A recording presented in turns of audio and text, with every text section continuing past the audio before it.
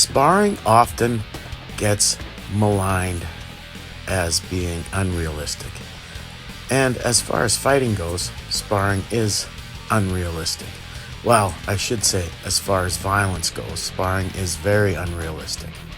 However, sparring is one of the most important drills for developing functional fighting skills. When you spar, you have to have goals. These goals give us a way to have a sense of achievement in our sparring and allows us to focus on what we feel is important in our skill development for self-defense or for sport. These goals allow us to get the most out of our sparring. Sparring without goals or specific goals is still good for skill development, but it is better to have an idea of what you want to work on. For example, for me, sparring is never about Largo.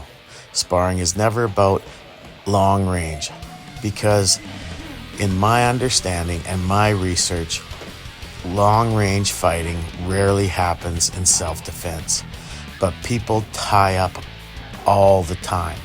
And this tie up, this point where we entangle each other in a clinch, is what my most important part of sparring is for personally.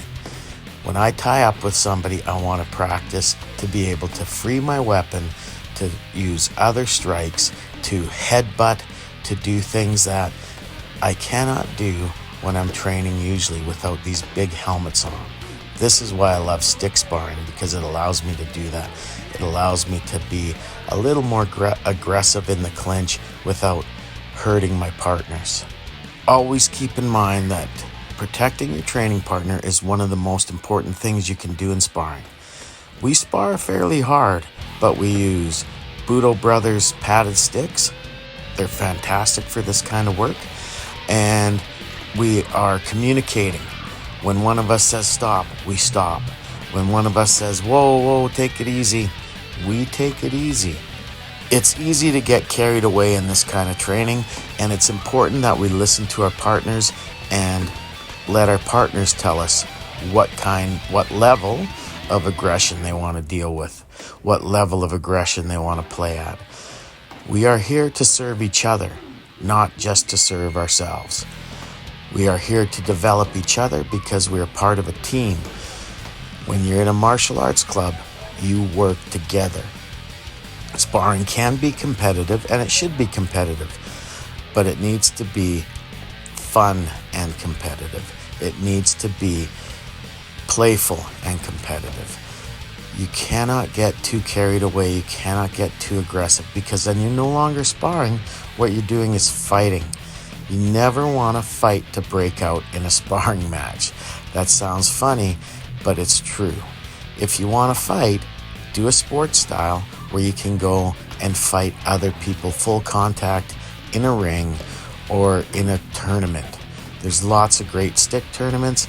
There's lots of great ways to apply your stick fighting full power. The Dog Brothers is one of the ways I would recommend the most, but I don't feel comfortable at my age doing that kind of sparring anymore. However, these young guys like Ethan here, would do well to experience that kind of thing at least once. Go.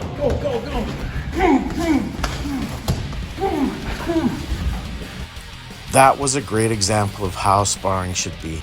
I lost my stick, and I encouraged Ethan to attack, because a lot of times people hesitate when the stick drops to the ground, and I was sparring as a coach, not a competitor.